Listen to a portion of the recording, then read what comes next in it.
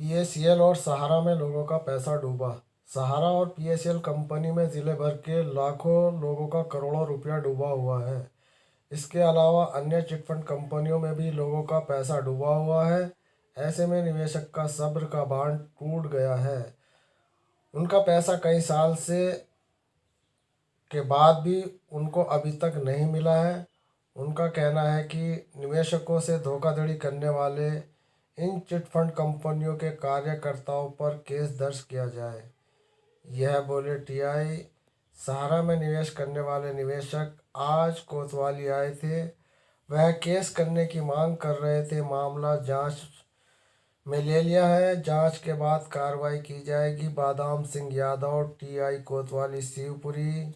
Number 2 caption कोतवाली पर पहुंचे सहारा के निवेशक जो कंपनी के कार्यकर्ताओं पर धोखाधड़ी का केस दर्ज कराने की मांग कर रहे हैं। तो दोस्तों, इस वक्त सहारा और पीएसएल के निवेशक परेशान हैं और दोनों का ही प्रोसीजर यानी कि पैसे देने की एक सेबी विभाग की वो प्रोग्राम चल रहा है। सेबी विभाग की तरफ से पैसा दिया जा रहा है पल्स कंपनी को, और सहारा की भी कुछ ऐसी ही देनदारी सेबी विभाग ने की, लेकिन सहारा की जो देनदारी की उसमें भी निवेशकों को पैसा पूरा नहीं मिल पाया, क्योंकि वहाँ पर कुछ ऐसी परेशानियां सामने आई जिस कारणवश वो पैसा सहारा के निवेशकों को पूरा नहीं मिल पाया। उसकी वजह ये रही कि उस कंपनी के कार्यकर्ताओं ने यानी कि जो संचालक हैं उन्होंने निवेशकों का पैसा बिना पूछे आगे के लिए कन्वर्ट कर दिया। निवेशक पैसा लेना चाहता है तो वहाँ पर उसकी जो एफडीआरडी हुई होती है वो आगे के लिए कन्वर्ट कर दी जाती है। इसलिए सेबी के पास पैसे लेने के लिए वो क्या सबूत वहाँ पेश करे, क्योंकि सेबी विभाग जो 2 प्रतिबंधित इकाइयाँ थी केवल उन्हीं का पैसा दे रही थी और निवेशकों का पैसा सहारा ग्रुप ने अन्य अपनी सोसाइटियों में और कंपनियों में लगा दिया, जिसकी समय सीमा अवधि आगे के लिए बढ़ा दी गई है। अब निवेशक परेशान है। 21,000 22,000 करोड़ रुपया सेबी विभाग के खाते में है। केवल वहाँ पर 105 करोड़ रुपया ही निवेशकों तक पहुँच पाया। इसकी वजह यही है कि भारी संख्या में यहाँ पर कन्वर्ट किया गया, कंपनी के द्वारा निवेशकों को धोखा किया और आज निवेशक कार्यकर्ताओं पर केस दर्ज करने पर उतारू हैं। ऐसा ही मामला पीएसएल इंडिया लिमिटेड का भी है। पीएसएल इंडिया लिमिटेड में 49,100 करोड़ रुपए की देनदारी से विभाग को करनी है, लेकिन दोस्तों इस वक्त जो सेबी विभाग की तरफ से पोर्टल चालू है उस पोर्टल के हिसाब से बहुत कम अमाउंट ही निवेशकों का रिलीज़ किया गया है और इस कम अमाउंट में भी सभी निवेशकों को पैसा नहीं मिल पा रहा है। इसकी सबसे बड़ी बात यह है कि ऑफिस सहारा के पीएसएल के ऑफिस बंद है, जबकि सहारा के सभी ऑफिस खुले हैं और सुचारू रूप से वहाँ पर निवेशकों को भले ही पैसा ना दिया जा रहा हो, लेकिन निवेशकों को आश्वासित कर कर उनको भरोसा दिलाकर ही वापस किया जाता है। लेकिन पीएसएल इंडिया लिमिटेड का मामला कुछ अलग है। यहाँ पर कोई इस वक्त ऑफिस नहीं खुल रहा है, क्योंकि पूरे ऑफिस सेबी विभाग ने सील कर दिए गए हैं। और दोस्तों, मज़े की बात यह है कि पीएसएल इंडिया लिमिटेड के निवेशकों को पैसा सही तरीके से ना मिलने की वजह मैं आपको पहले भी बता चुका हूं, लेकिन अब फिर आपको बता दूं कि पीएसएल इंडिया लिमिटेड के ऑफिसों में जो कंप्यूटर्स हैं उनके सॉफ्टवेयर में सभी निवेशकों का देनदारी और लेनदारी है, और उसके हिसाब से अगर पैसा निवेशकों को सेबी विभाग देती तो दोस्तों बहुत सही तरीके से पैसा निवेशकों तक उसका पूरा पहुंच जाता। भले ही उसके पास केवल बॉन्ड है और कोई रसीद भी नहीं है, तब भी उसका वहाँ पर जो अमाउंट उसने पीएसएल इंडिया लिमिटेड में जमा किया है उसका पूरा ब्यौरा वहाँ के कंप्यूटरों में फील्ड है।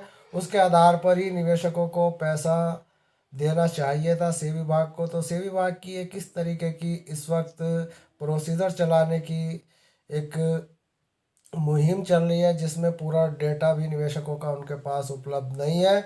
और यही वजह है जो निवेशकों से कहते हैं कि आप अपनी जो जितनी भी रसीद अपलोड करोगे केवल उन्हीं का पैसा आपको मिलेगा। इसकी सीधी सीधी जानकारी पीएसएल इंडिया लिमिटेड की सेबी विभाग को नहीं है कि कितने निवेशकों ने यहाँ पर कितना धन जमा किया, जबकि इतनी बड़ी कार्रवाई करने के बावजूद भी सेबी विभाग इस वक्त अधूरी जानकारी लेकर बैठा हुआ है। चाहे वो सहारा की हो या सेबी और पीएसएल की हो। तो दोस्तों, सहारा इस वक्त परेशान है और पीएसएल इंडिया लिमिटेड के निवेशक भी परेशान हैं। इसकी परेशानी का सबब यही है कि इन लोगों के पास, सेबी विभाग के पास पूरा जो पीएसएल निवेशकों का डेटा है वो उसके पास मौजूद नहीं है। केवल निवेशकों के बॉन्ड और रसीद के आधार पर ही यहाँ पर पैसे की देनदारी कर रहा है, जो कि सभी निवेशकों को पैसा नहीं मिल पाएगा। यही एक बहुत बड़ी परेशानी इस वक्त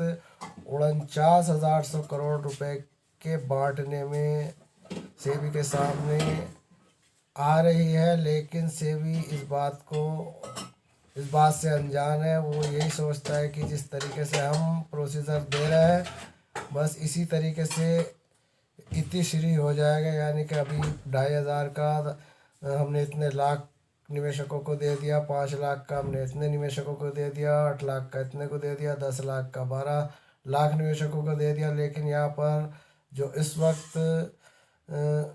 निवेशकों के बीच में एक ही सबसे बड़ी चर्चा का विषय है, वो ये है कि अभी तक हमारा पैसा नहीं आया, हमारे राज्य में कब आएगा। कुछ इस तरह के कमेंट भी हमारे पास आ रहे हैं, जिससे स्वाभाविक है कि उन निवेशकों को पैसा नहीं मिल पाया। जब मुझे ही अभी तक नहीं मिल पाया, क्योंकि हमारे क्षेत्र और अपने निवेशकों के जो 2.5, 5, 6, 7 हज़ार के अधूरे खाते थे, उनका भी अभी तक एक फूटी कौड़ी सहारा या सेबी ने अभी तक निवेशकों तक नहीं पहुंचाई।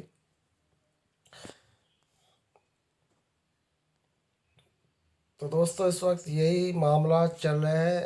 अंधेरी नगरी चौपट राजा वाला प्रोसीजर इस वक्त सेबी विभाग ने चालू कर रखा है।